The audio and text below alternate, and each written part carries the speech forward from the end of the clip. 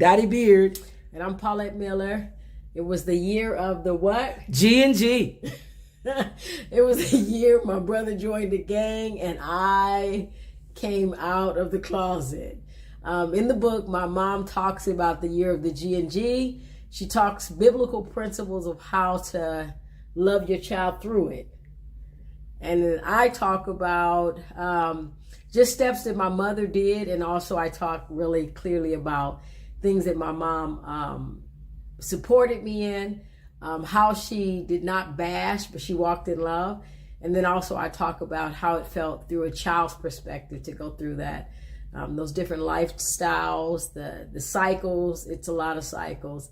And so be blessed, and we hope you enjoy the book. Buy the book. Buy the book. Buy the book.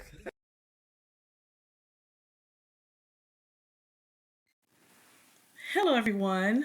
I'm so happy to be able to share my story with you all. My name is Colette Arce, and I'm the First Lady of Destin LA Church and the co-founder of Destin Youth, Inc. Destin Youth was birthed out of my husband and I not being able to have children of our own. We were on vacation one day, and our former pastor asked us to take over the youth ministry. At that time, my husband and I were trying to have children. We tried the natural way for several years, but were unsuccessful. So I'm going to read a section out of the anthology regarding what we were going through in our lives at that time. I had met my husband in October of 1993. We were part of the singles ministry in our church. The only reason I came to church was because a friend invited me. She was trying to get her daughter into the church preschool, and she figured if she went to church, they would move her daughter up on the waiting list. Well, that's exactly what happened. Her daughter got into the church preschool, but at the same time, her daughter got accepted into another preschool. So my friend ended up sending her daughter to the other preschool instead. Although my friend's daughter, which is my goddaughter, got accepted into another preschool, I continued to go to the church. Talk about a setup by God. I hadn't been to church for several years. I always believed in God, but I wasn't living my life according to the word. And I had just gotten out of an abusive relationship while attending college for 3 years, but that's another story for another time. I decided to return back home to California to finish my degree. And I was sad to leave the school I was attending in Maryland, but I knew that was the only way that I would get out of this relationship and get serious about school. So now I'm back in California, and I meet my husband at the church in October of 1993. We didn't go out on our first date until July of 1994 because I knew I would be distracted from school if I got into another relationship. So when my future husband asked me out on a date, I told him I wouldn't go out with him until I graduated, which was that following May. We set a time to go out on our first date, 4th of July. Well, my future husband couldn't wait, so our first date was actually July 3rd. We went to the movies to see Speed, the movie about the runaway bus starring Sandra Bullock. So our first date was on July 3rd. Of course, and after that, we were inseparable. My husband proposed to me on August 24th of 1995. We got married April 20th of 1996. Things were going great. We were truly enjoying ourselves as a married couple. People would always tell us the first few years of marriage are the toughest, but for us, everything was smooth sailing in the beginning stages of our marriage. We were traveling and just living our lives to the fullest until one day we get a call from our former pastor. He was asking us to take over the youth ministry. Now, prior to him asking, my husband and I were trying to have a baby. Again, we had been married for several years. We had never gotten pregnant. So we decided to go see a doctor who had given us several options, one of which was in vitro fertilization. Well, we signed up for 3 cycles, but the first cycle failed. After the first cycle, I wasn't physically, mentally, or emotionally able to go through that devastation again.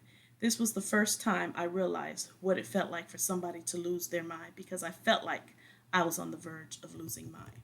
So I'm going to stop right there because I don't want to tell you all of my testimony because I want you to get the book and not just read my testimony, but all of the amazing testimonies that are compiled into this one amazing book. Thank you, Dr. Bev, for your commitment and your obedience to God and to this book. I pray many blessings upon you and all those who read this book. Love you all. God bless. Bye.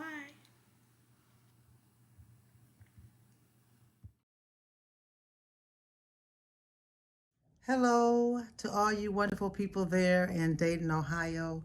I want to tell you that my name is Dr. Carla Jackson, and I want to thank God for my cousin, Dr. Bev. Congratulations to you on your book launch, Disappointed Parents.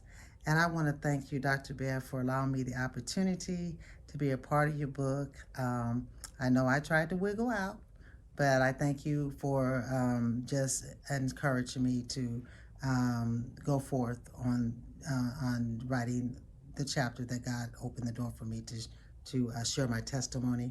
And it's about my son. You can see me in the background. His name was Joshua Jackson, and he was our miracle baby. When he was born, doctor said he would be on the small side, and yet he was not. When he was born, he was 7'11", and I call him my miracle baby. And he not only was a miracle baby, he was an anointed man of God. I'm talking about it was almost like, to a certain degree, it was almost like he was like our angel baby. He was a beautiful young man, wonderful young man.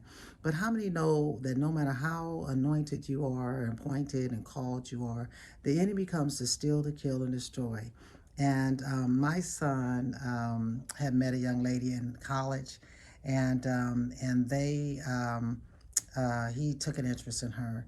And when I heard that he had met someone, I asked him, I said, give me a picture. Let me see her picture. And I want to tell you, it's a beautiful young lady, beautiful, gorgeous.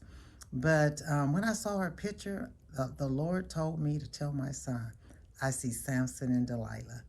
And so, and I share with, when God speaks, you got to obey. I don't care if it's your son, your brother, your sister, your friend, your co-worker, your boss. It doesn't matter who it is. The president of the United States, when God speaks, he wants you to say what I say, and do what he say, do. And so I shared with my son that was, he needed to not be involved with her. I told him as sweetly and as motherly, as kindly I could to let him know, but she had a pull on him. And I can remember, long story short, because you have to read the book. You just have to read the book and the chapter that God had given me to be a part of. And but I remember telling him, I said, Josh, if you marry this young lady, you will not be able to do ministry. You will not be able to do ministry, but she will be your ministry until God say different. And God said different on February the 2nd, 2016. God allowed him he ended up getting married to the young lady, and he passed away. And so you have to read the book. I encourage you to, but I want to encourage every mother.